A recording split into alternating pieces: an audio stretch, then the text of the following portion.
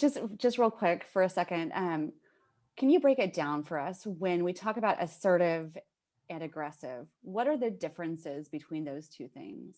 Yeah.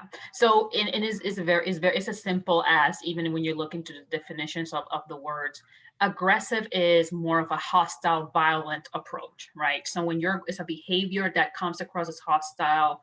And when you're talking about assertiveness, it's about confidence Mm. and to have, forceful finesse when you're approaching a particular topic.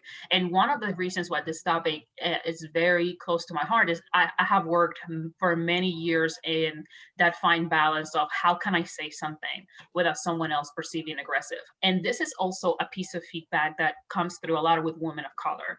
And it's because it's almost a stereotype Right.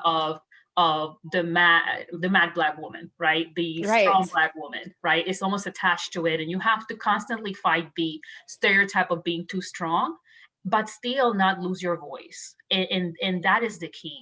If you have to choose between losing your voice and having to come across as aggressive, I'd rather you being aggressive and tone it down than you completely shutting down your voice, because the repercussions of losing that voice are much more larger than Yeah. you being able to present your perspective and your brain. You are hired for your brain and for what you're bringing to the table. So don't dim that down because of someone else's perceptions. But going back to that, I think the most important piece is perceptions is people's reality. Right. And perceptions are based on people's experiences.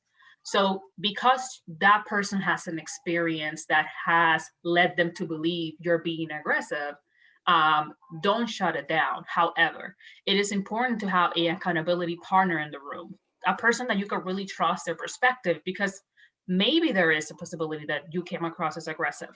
So that person in that room can tell you, hey, I would have said it like this, and take their feedback into consideration if that's the case. But don't dim the points that you have because you're trying to make someone else feel comfortable. That's great. That's awesome advice.